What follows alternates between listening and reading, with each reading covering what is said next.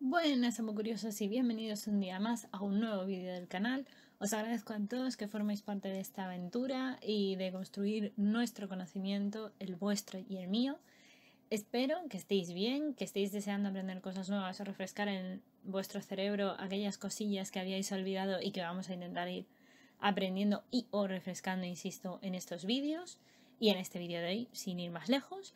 Y ya sabéis, por aquí os dejo las redes sociales donde encontrarme y siempre podéis leer cosillas que pongo y demás cosas. También tenéis el correo.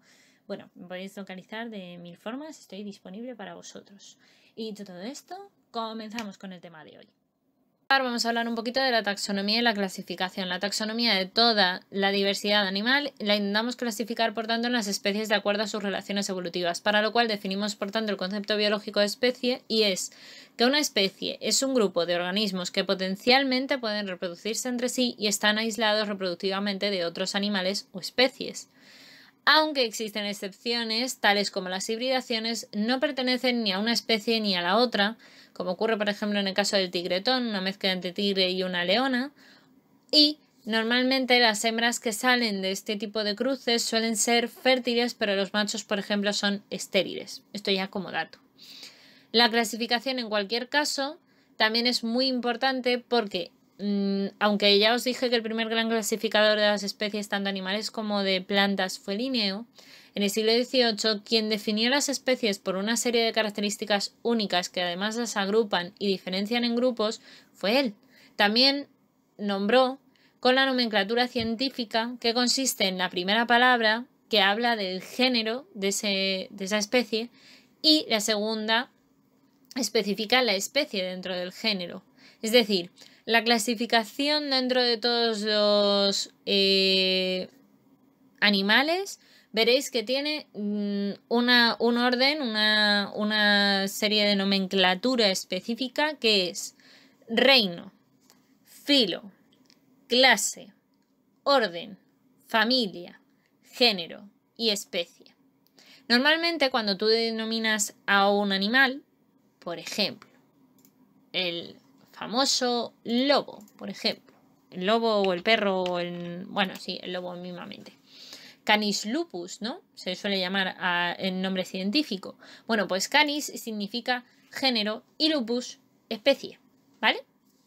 Bien, actualmente los reinos se denominan juntos como dominio y Linneo definió también el reino animal y el reino vegetal para poder diferenciarlos. De hecho, hay actualmente 5 reinos de los...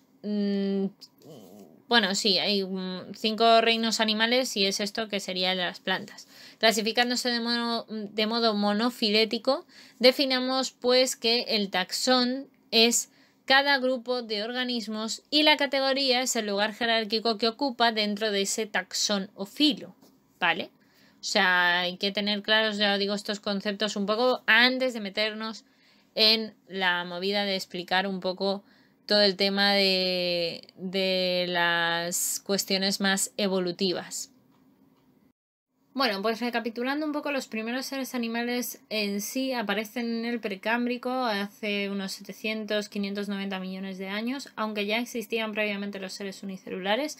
Situados en el mismo continente, la Pangea, encontramos los primeros seres, tales como la fauna de la Ediacara.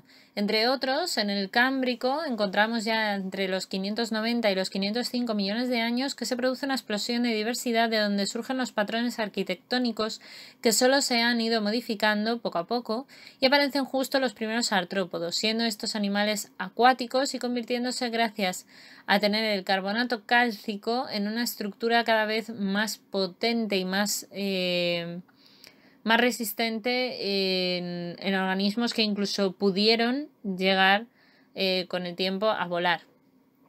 En el Paleozoico, entre el 505 y unos 438 millones de años, recordar que hay distintas etapas, el Ordovícico, que va desde los 505 a los 438 millones de años, que es la primera etapa, como hemos comentado, dentro del Paleozoico.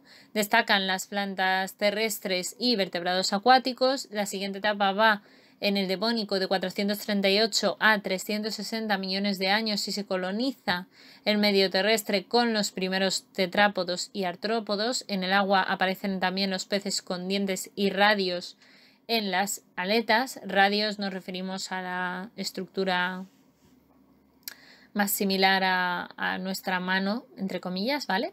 Carbonífero, que es la siguiente etapa, que es de los 360 a los 285 millones de años, que se produce en este caso la radiación de los anfibios de la época anterior, y aparecen también los reptiles.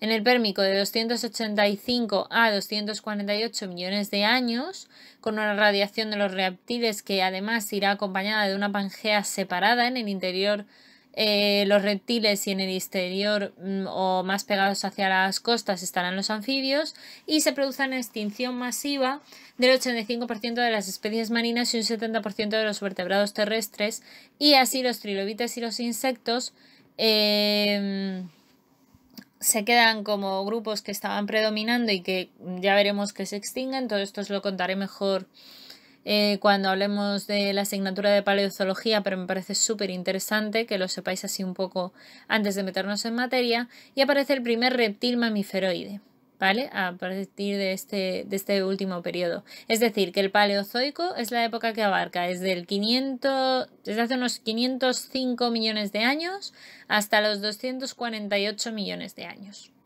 Y el Mesozoico va desde los 248 millones de años en adelante, porque vemos que tiene distintas etapas. El Triásico, que va desde el 248 millones de años a 213 millones de años. Este proceso tiene una segunda radiación de los vertebrados terrestres muy importante con los primeros mamíferos y los dinosaurios, gracias a la separación de la Pangea que permite dicha radiación, por cierto. En el Jurásico, donde estamos desde los 213 hasta los 144 millones de años, con una radiación de los dinosaurios y aparición de las aves debido a la ruptura de la Pangea y el mar de Tetri. También aparece ya posteriormente en el Cretácico, entre 144 y 65 millones de años, aquella famosa y extinción masiva que acabó con los dinosaurios. Parece ser que las últimas teorías dicen que por un meteorito. Ya hablaremos también de esto, ya os digo, más en profundidad. Pero en el Cenozoico, que ya es la última etapa y que es donde nos encontramos actualmente, viene desde hace 65 millones de años hasta ahora. La radiación de los mamíferos principalmente se dio entre los 56 y los 37 millones de años, y la aparición de los mamíferos en sí, aunque fue hace tanto, la aparición del ser humano, de los primeros homínidos, no se data hasta hace unos 5,1 o 5,2, creo que era, hasta 1,7 millones de años. La filogenia actual nos dice, por tanto, que los animales diblásticos y triblásticos se debieron de formar a la vez aproximadamente y son igual de importantes evolutivamente. Así como que nuestro grupo externo son los cuanoflagelados, por ejemplo, y también hemos de tener en cuenta que, como os decía, que haya habido distintos sistemas de organización a una complejidad mayor o menor, no significa que eso sea más evolucionado o no. En cuanto a las definiciones que nos había dado hasta ahora y que yo creo que pueden venir muy bien, pues serían la homología parcial, que es aquella que se produce cuando existe una ontogenia. La ontogenia es que es una característica puramente estructural, ¿vale? Se denomina también ontogenia, y son el conjunto de cambios que tiene el organismo desde que aparece hasta que se muere, y es muy variable. Es el caso del ejemplo que poníamos el otro día del ave y el murciélago, que tienen una homología parcial. La homología total es aquella que se produce cuando existe filogenia y ontogenia, es decir, hay coincidencia no solo en la estructura, sino también en la genética que se tiene. La peramorfosis es una aceleración que aumenta el ritmo del desarrollo de un carácter y en el mismo espacio de tiempo en que debe de ser desarrollada en muchos cambios con respecto al antecesor. La hipermorfosis sería el aumento del carácter, y esto puede aumentar o no el tiempo de vida del individuo. Es decir, que hay una parte que puede ayudar a acelerar los procesos y que se den en menos tiempo respecto del antecesor común. Hay otro proceso que es la hipermorfosis, que aumenta el carácter y esto puede aumentar o no el tiempo de vida del animal. Y el predesplazamiento, que tiene más tiempo de desarrollo un carácter respecto del antecesor. La pedomorfosis. La pedomorfosis implica unos cuantos términos, entre ellos está la neotenia, que es el ritmo de desarrollo de un carácter que sufre menos cambios con respecto al antecesor, ¿vale? Por ejemplo, nosotros probablemente hemos sufrido menos cambios con respecto de nuestros primeros, con respecto del primer Homo sapiens que apareciera, ¿no? Pero con respecto a lo mejor al Homo antecesor o al Homo heidelbergensis o algún otro mucho más viejo, pues tendremos más diferencias. Progénesis, pues cuando se trunca el desarrollo del carácter de modo que se puede reproducir aunque no tenga rasgos de un adulto. Esto puede ocurrir pues en algunos casos cuando la gente tiene algunas patologías, por ejemplo, no puedes desarrollar a veces el carácter, ¿no? Un carácter, por ejemplo, sexual, que es muy típico, ¿no? Las chicas que a lo mejor no desarrollan bien el pecho o no desarrollan bien algunas partes, ¿no? Los chicos también les pasa. Y se puede reproducir aún así porque esa persona es fértil, o sea, que no tenga mucho desarrollo de un carácter o tal, no significa que no sea reproducible, o sea, no sea capaz de reproducirse ni nada de eso, sigue siendo fértil, vaya. Y el post-desplazamiento es cuando hay menos tiempo para desarrollar el carácter en el individuo. Pues sería un poco lo contrario de antes, ¿no? Nosotros ahora, por ejemplo, pues tenemos una vida más larga, entonces tenemos más tiempo, pero pensar que antes probablemente, respecto de nosotros, nuestros antepasados, pues probablemente tenían mucho menos tiempo de desarrollar